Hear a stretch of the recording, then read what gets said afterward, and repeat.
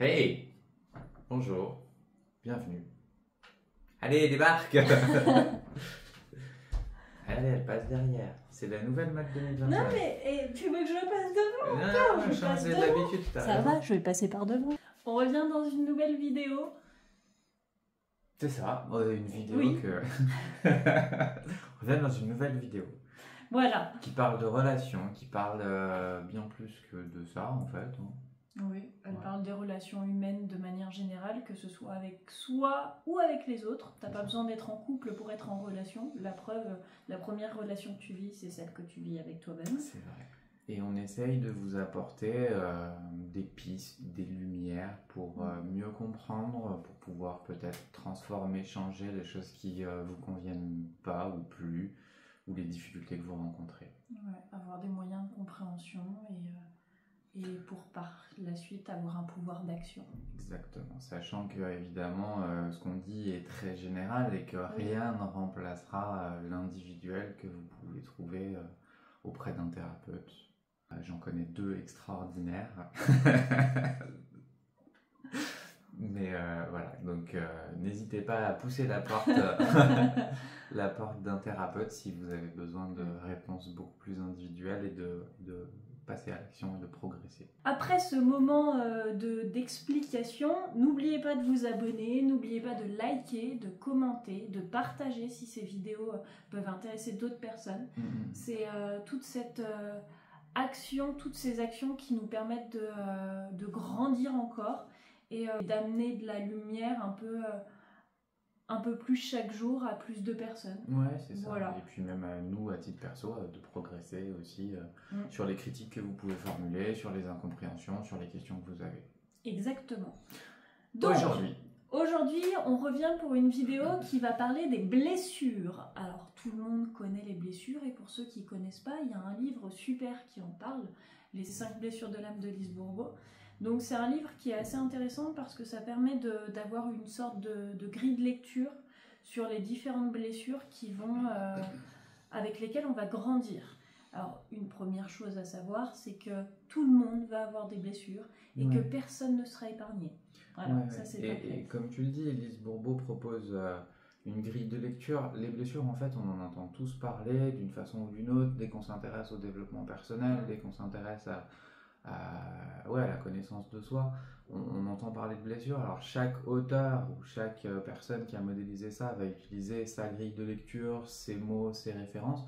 Je pense qu'on parle tous de la même chose, mais qu'il y a plusieurs façons de le lire. Donc celle-là peut en être une. Nous, on va vous proposer de parler de ça et peut-être de choses un peu plus générales. Déjà, par exemple, qu'est-ce que pour toi on appelle une blessure? Alors, une blessure, c'est un événement dans l'enfance, dans la plus tendre enfance, qui va survenir, qui peut être un événement anodin, mais qui va faire ressentir au bébé, à l'enfant, un stress tellement important, une sensation corporelle tellement désagréable, que ça va un peu comme s'engrammer dans son corps et qu'il va y avoir une sorte de mécanisme d'instinct de survie de plus jamais ça. En général, c'est le premier état de stress qui va se présenter. C'est vraiment le tout premier. La façon dont le bébé va réagir, c'est la manière dont cette blessure va se raviver à chaque fois que la vie va nous la présenter. Et du coup, de cette manière-là, ça peut être vraiment quelque chose d'anodin. Par exemple, un bébé qui se met à pleurer parce qu'il n'est pas bien et que ses parents ne viennent pas au bout d'un certain temps, le bébé va ressentir quelque chose de tellement violent à l'intérieur parce qu'il n'y a pas de système de filtre, il n'y a pas de notion il n'y a pas de notion de... j'ai perdu le terme. Oh non, je commence déjà à perdre le terme. Ouais, t'es parti très loin, très vite. C'est vrai. T'es parti direct, t'as voulu en balancer beaucoup très vite, je trouve. Ouais. T'es rentré direct, Ah merde, je me rends pas compte. Ouais, je suis entièrement d'accord avec toi. Moi, je t'attendais peut-être, et sur le côté, une blessure, c'est quoi? Une blessure, c'est à un moment donné où nos capacités d'adaptation sont dépassées. Voilà, c'est ce que j'essayais de dire. Et tu vois, c'est pas forcément à n'importe quel moment de notre vie, une blessure, c'est un moment où notre physiologie, nos capacités, c'est-à-dire d'adaptation, sont dépassées. Si, par exemple, un objet vient dépasser l'élasticité de ma peau, bah, j'ai une blessure, j'ai une coupure. Ah oui, d'accord. Tu vois, un truc très très large, quoi. Oh Faut waouh. partir très, Ouais, très large. moi j'ai foncé quoi. Des blessures, j'ai fait. Donc il y a des Voilà. blessures physiques, il y a des blessures psychiques, il y a des blessures émotionnelles, il y a des blessures dans ce sens-là. Et évidemment, et on va partir là-dessus, c'est pour ça que tu es parti vite, mais parce que nous on Oui. a parlé un peu avant, c'est et vrai. que on va partir sur ces blessures qui nous façonnent un petit peu, Oui. et qui vont modéliser justement notre réalité. C'est-à-dire que des événements justement qu'on va vivre qui dépassent nos capacités d'adaptation vont créer tout un mécanisme derrière d'adaptation possible, de protection, de survie. Exactement. En fait, parce que celle-là, elle est toujours là et importante, c'est un de nos premiers instincts pour moi, l'instinct de survie, va faire que des mécanismes se mettent en route et peuvent créer notre réalité et grandir avec nous tout au long de notre vie. Donc c'est pour ça que tu partais, et je te rejoins là-dessus, je fais le lien peut-être, sur nos premières blessures sont évidemment hyper importantes, parce qu'elles vont créer nos premiers mécanismes d'adaptation et nos premières réalités. Du coup, je te rejoins sur le fait que un bébé, même avant, même dans la période in utero, n'a pas certaines capacités d'adaptation, notamment face à la gestion du stress. Il n'a pas le système nerveux qui lui permet de modérer son stress, en fait. Il n'a pas le système neurologique qui lui permet de modérer son stress. Donc on l'avait dit dans les attachements, quand il a faim, il a froid, il a soif, il vit un stress, justement une situation désagréable, il a besoin d'un soutien extérieur. Exactement, et le soutien va être les figures parentales, que ce soit le père, la mère, que ce soit des grands-parents, des oncles, des tantes, peu importe quelle figure parentale il a à la naissance. Et c'est ces personnes-là qui vont être précurseurs des blessures que l'enfant va vivre et ressentir. Et encore une fois, je ne suis pas en train de mettre la responsabilité sur c'est de la faute des parents, c'est machin. C'est normal. C'est comme ça. On va tous grandir avec des blessures, on va tous se développer avec des blessures et comme l'a dit Nico, se voir au travers de blessures, voir le monde qui nous entoure au travers de nos blessures, ça va déformer notre réalité et tout le monde est comme ça. Personne ne va y échapper et même un parent qui ferait du mieux qu'il peut pour ne pas provoquer de blessures chez son enfant en provoquera et c'est le propre de la vie et c'est tout à fait normal et c'est complètement ok. Au moment où on vit une blessure, en fait, on est dans un état de confusion, dans un chaos, et on va se raccrocher aux solutions possibles. Et pour aller dans ce sens-là, une des solutions possibles va être l'imitation, en fait. L'imitation de ce qu'on voit autour de nous, et notamment des premiers liens qu'on a, de nos caregivers, en général nos figures parentales. On va imiter, en fait. On est des animaux sociaux et nos apprentissages se font aussi comme ça, par imitation, en fait. De ceux auxquels on s'identifie. Donc l'enfant, il s'identifie à ses parents, donc il va imiter quelque part ces comportements-là. Mais dans cet effet de chaos, en fait, c'est ça, le système, c'est comme s'il était complètement désorganisé. Il a besoin, le cerveau fonctionne comme ça, a besoin à un moment donné de se raccrocher à quelque chose pour retrouver une stabilité. De mettre de la cohérence. Ouais, de mettre de la cohérence et d'apaiser à ce moment-là trouver un moyen d'apaisement. Mais s'il n'y a pas l'apaisement, ben justement, c'est là où il va, pour éviter quelque part, il va enfermer un peu cette blessure-là et il va donner du sens pour éviter que ça se reproduise. Ce que tu disais à ce moment-là, plus jamais ça. Exactement. Donc pour trouver un plus jamais ça, il faut trouver une histoire à ce truc-là. Justement, on en parlait tout à l'heure avant de faire cette vidéo, où on se référait un peu aux 5 blessures de Lise Bourbeau pour essayer de comprendre ce qui se passe, d'où ça vient, est-ce que c'est de l'intérieur, est-ce que c'est lié à une situation extérieure, est-ce que c'est...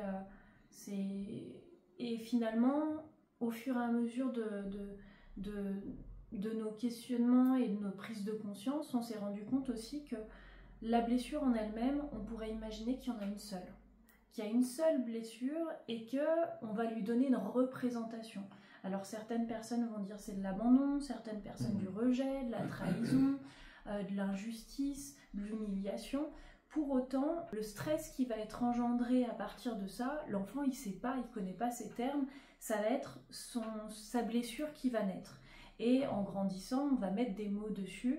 Et dans le livre de Lise Bourbeau, elle parle beaucoup de certains archétypes de personnes qui, voilà, en fonction de la blessure la plus puissante chez eux, vont par exemple être très fins, très minces, avoir les yeux plutôt tristes, être plutôt ferme à certains endroits ou pas. Et en fait, c'est encore plus compliqué que ça, je dirais, dans le sens où ça reste une grille de lecture intéressante, mais c'est pas une vérité absolue. Et on en a la preuve de manière générale, chaque être humain est différent, donc chaque situation va être différente. Ouais.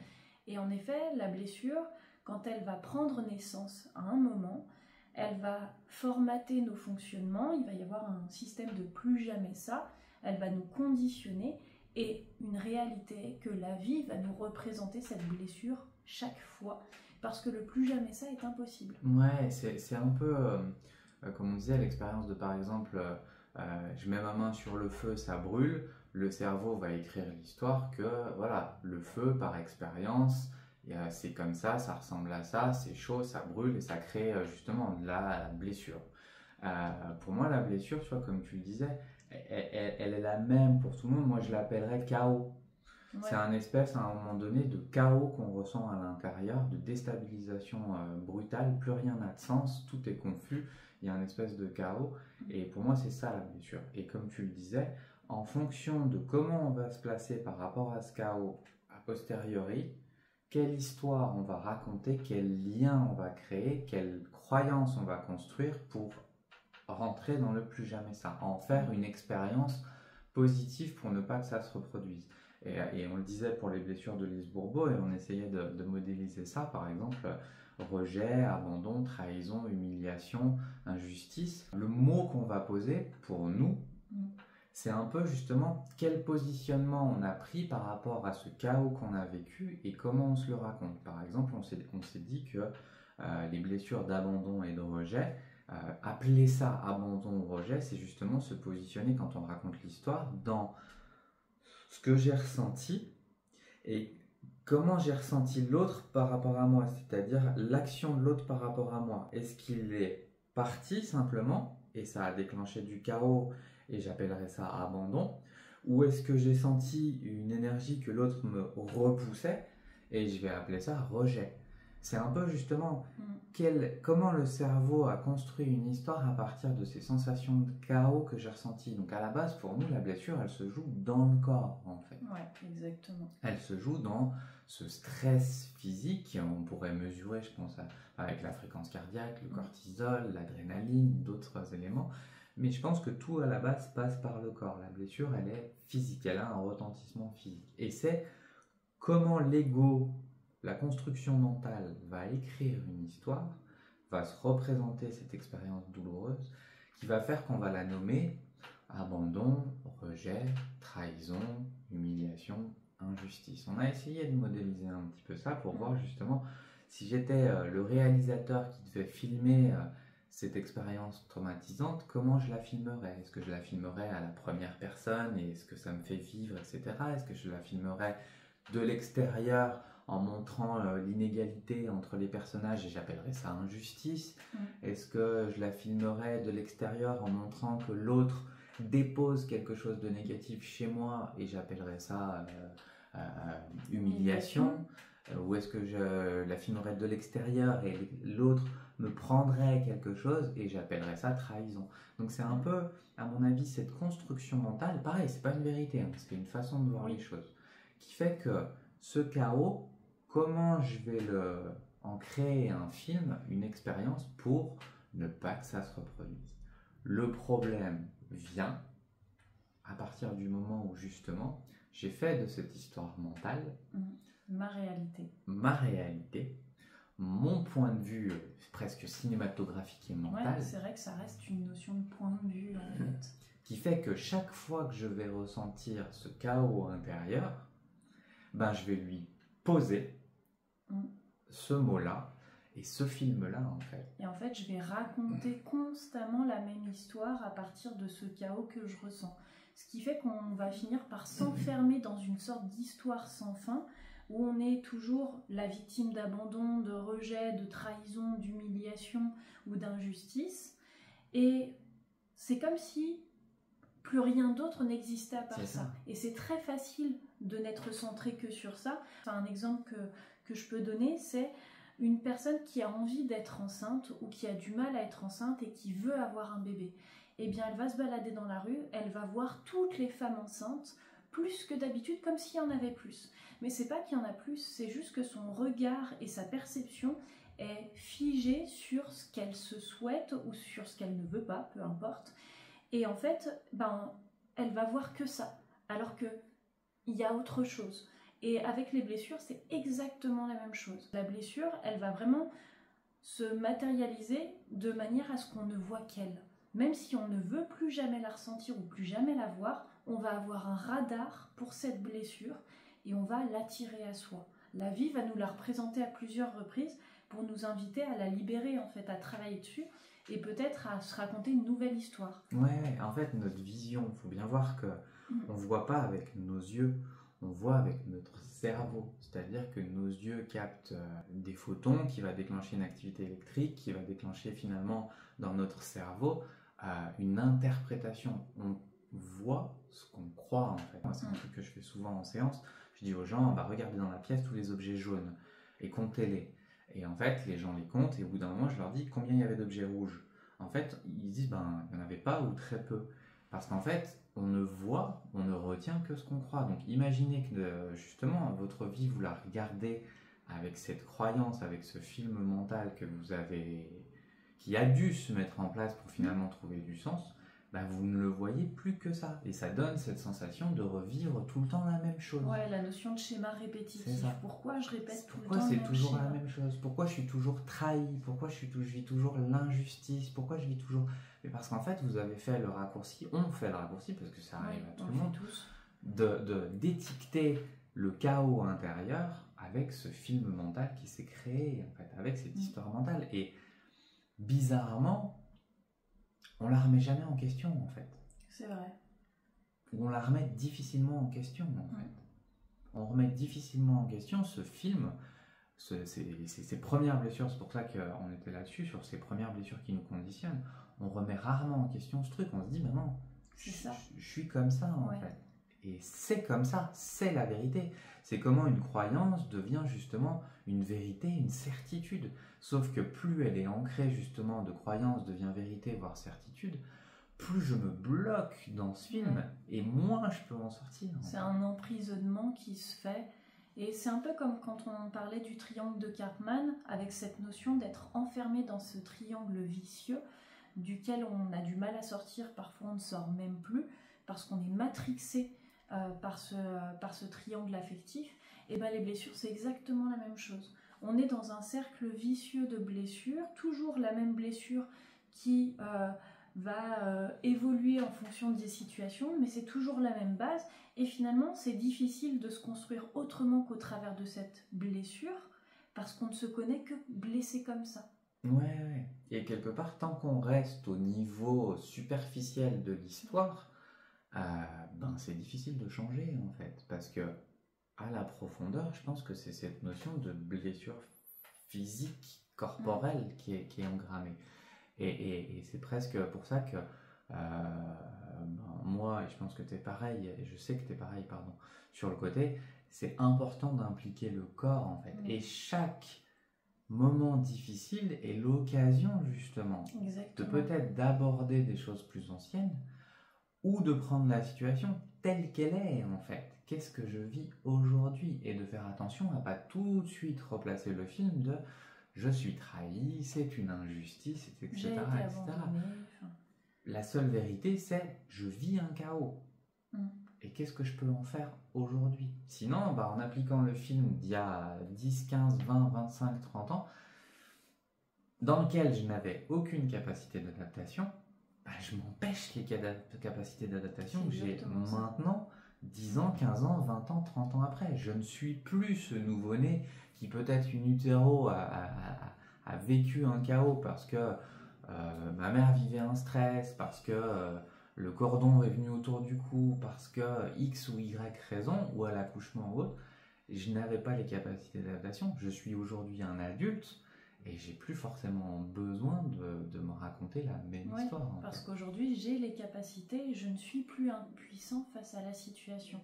Et je pense que vous pouvez le voir, et ça parlera, je pense, à tout le monde, quand cette blessure va se raviver, on va avoir exactement la même réaction que la première fois qu'on l'a ressentie. On redevient à ce moment-là cet enfant immature, cet enfant impuissant, qui est incapable de réagir et qui n'est pas en mesure de pouvoir réagir.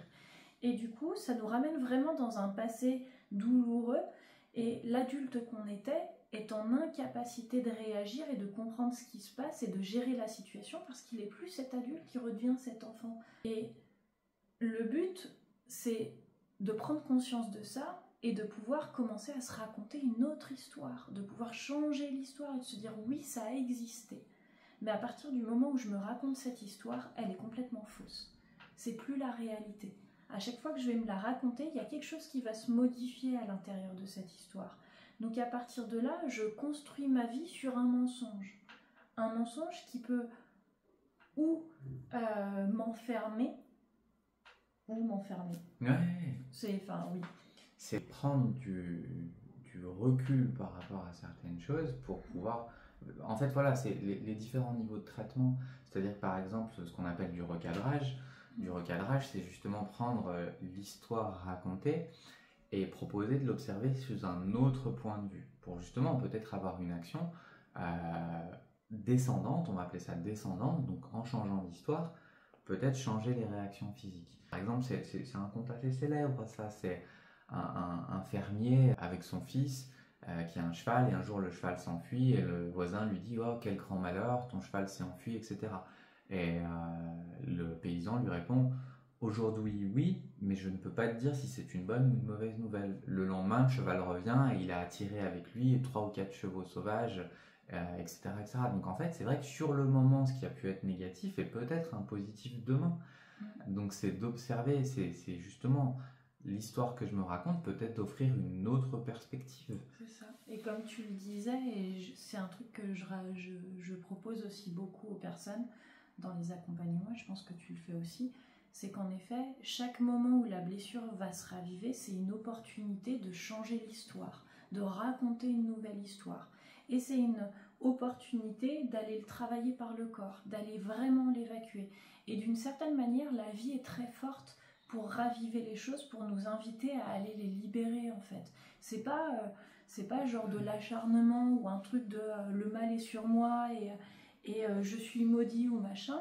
C'est quelque chose qui est là pour vous inviter à prendre conscience et à aller l'évacuer par le corps, parce que ça ne peut marcher que par le travailler par le corps. Le mentaliser, on est dans une société qui est très forte pour tout mentaliser, et on a appris à se couper de notre corps au fur et à mesure du temps. Les blessures, elles sont là pour nous ramener dans notre corps. Et si on s'amuse à les mentaliser, à vraiment être dans l'analyse, dans le machin, en fait, on les apaise pas, La vidéo s'est arrêtée, on a continué à discuter pendant 10 minutes, un quart d'heure.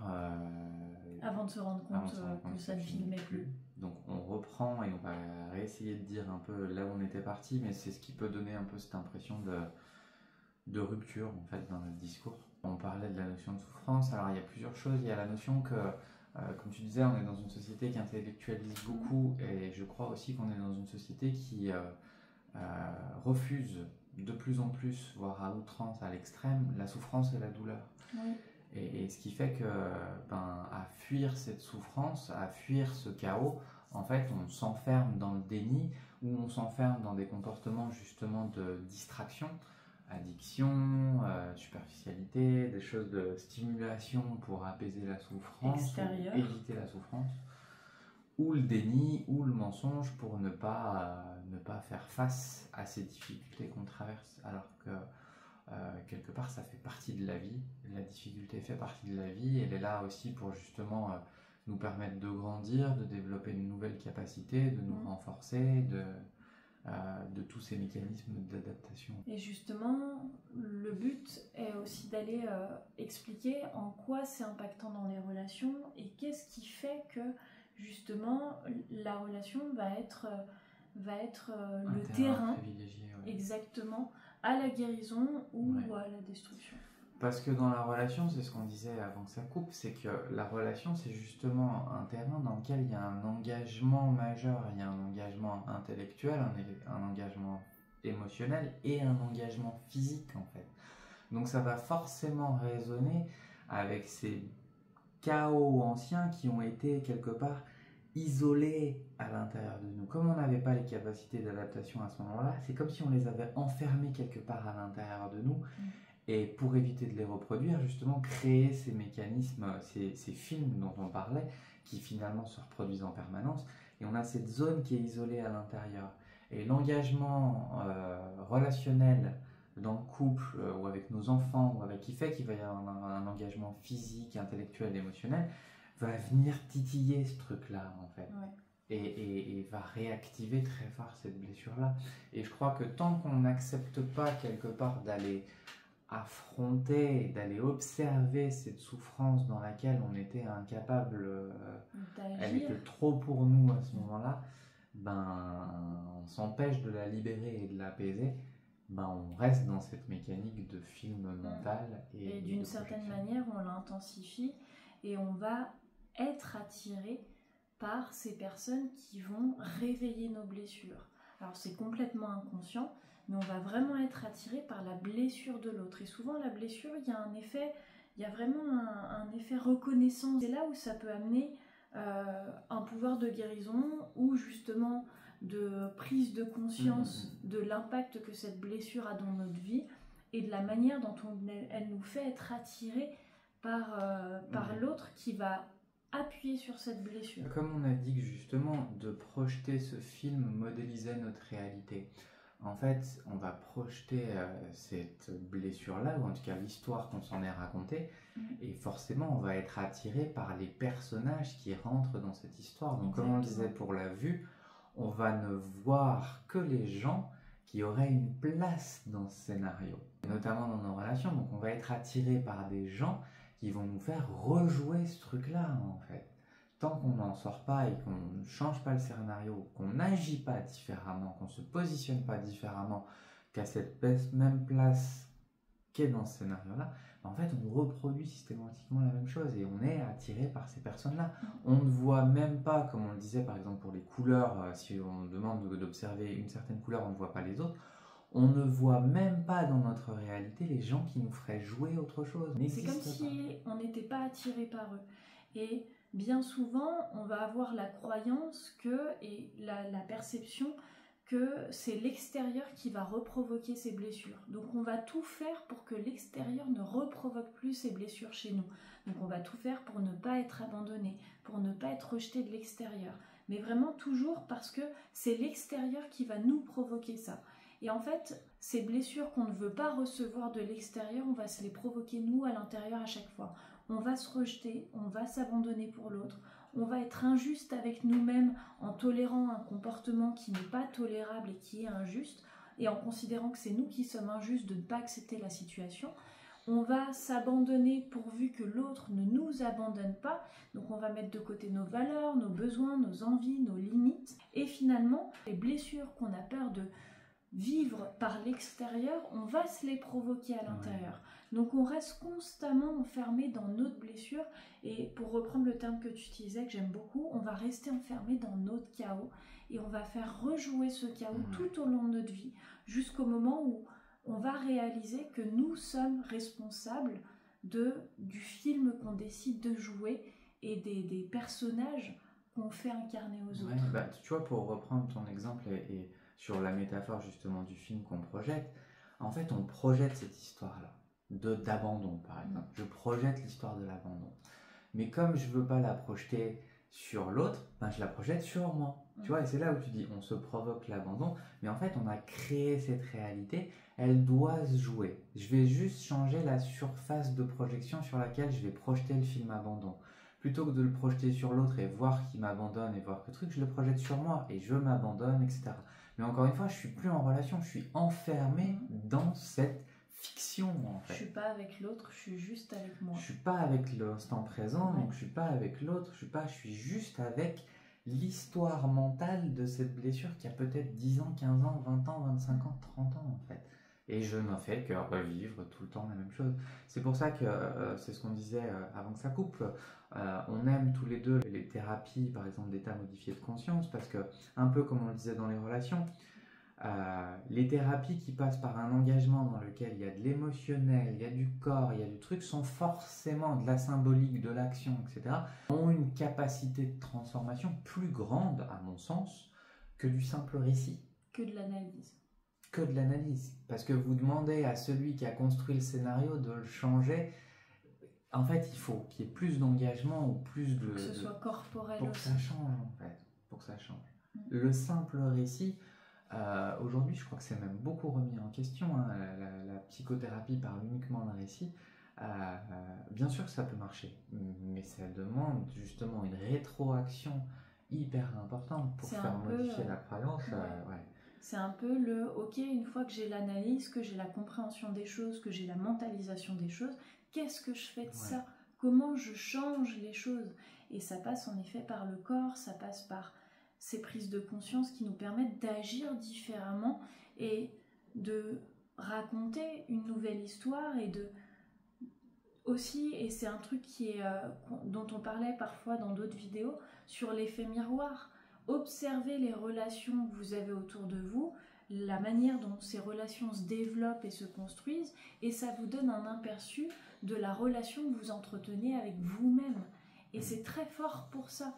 Donc c'est vraiment ramener toujours à l'intérieur de soi. La blessure, elle est très forte pour nous faire voir le monde extérieur au travers de cette blessure. Mais on voit dans cette direction.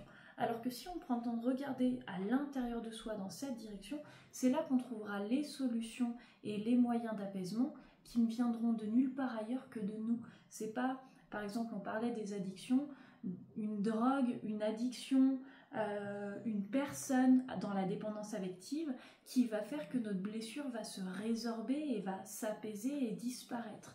Déjà, ça disparaîtra jamais, mais c'est surtout que ça doit venir de nous. C'est nous à l'intérieur de nous. Comment une personne extérieure ou quelque chose d'extérieur peut avoir un impact sur nous corporellement, alors que ce stress qui se vit, on est le seul à le ressentir. Personne ne peut le ressentir de la manière dont on le ressent. Et c'est là où le travail par l'intérieur, donc avec les états modifiés de conscience, est très puissant et est important pour pouvoir vraiment avancer. Parce que dans le cas contraire, on va continuer à projeter sur l'autre nos blessures, nos incapacités. On donne aussi la responsabilité à l'autre d'être notre sauveur. Et si on revient sur les sujets qu'on avait abordés dans le triangle de Karpman, on s'enferme à nouveau dans quelque chose qui est hyper toxique et qui ne va rien guérir du tout. Est-ce que la vidéo s'est encore arrêtée pour la 3e fois? Oui. Voilà, donc on va terminer la vidéo comme ça, face cam, de très très près. Qu'est-ce que vous êtes beau. Donc, terminer sur le fait que le triangle de Karpman dans lequel on va entrer dans nos relations s'assimile beaucoup aussi d'une certaine manière à ce cercle vicieux de nos blessures dans lequel on va se retrouver enfermé. Pourquoi tu dis ça? Je fais des jeux de caméra. Prendre conscience quelque part de sa responsabilité, oui. Que je suis celui qui réalise quelque part avec le film de ma réalité. Du pouvoir d'action qu'on a en fait. Et pas juste être un personnage qui subit la vie pour être justement un réalisateur de sa vie et de l'histoire que je veux me raconter. J'ai au moins ce pouvoir-là, quoi. Si on devait terminer la vidéo et retenir une phrase, en tout cas quelque chose d'important de cette vidéo, c'est est-ce qu'on a le pouvoir de ne plus souffrir dans notre vie? Ben non, parce que la vie va amener de la souffrance, c'est le propre de la vie, il y aura de la souffrance. De la douleur. Ouais. Voilà, de la douleur. Par contre, est-ce qu'on a le pouvoir de changer notre perception de la souffrance dans notre vie? Ça oui, on peut modifier l'histoire, on peut changer l'histoire qu'on décide de se raconter. Exactement. Donc on a toujours un pouvoir quelque part, Et bien souvent, on va s'enfermer dans un truc de je veux contrôler la vie, je veux contrôler les blessures, je veux plus les revivre, je veux plus jamais les ressentir. Et en fait, on est dans un mensonge parce que c'est pas possible. La vie va nous les représenter. Ouais. Donc c'est là où on n'a pas le pouvoir sur la vie et sur ce qu'elle va nous présenter, mais on a le pouvoir sur ce qu'on décide d'en faire et la façon dont on interagit avec. Exactement. Voilà. C'est bien, c'est pas lourd. Si on n'a pas été clair, si c'était trop le bordel, s'il vous manque des choses... Oui, n'hésitez pas à nous le dire, n'hésitez pas à commenter, à liker, à partager ces vidéos. Exactement. En attendant... Prenez soin de vous. Et non, surtout... toi aussi, tu dois le dire. Normalement, c'est moi qui le dis tout seul, mais pardon, c'est pas grave. en attendant... Prenez soin de vous. Et surtout... Des bisous. Pourquoi tu Une espèce baisses de... Pour être à ta hauteur, parce que si regarde si je me lève... Ah oui, oh merde. De toute façon, maintenant, il y a un focus sur le... Il y a un focus. Oui, mais quand tu passes devant, moi je vois tes fesses. Ah. Non, derrière, je te vois pas. Voilà. C'est Ok. les secrets de tournage.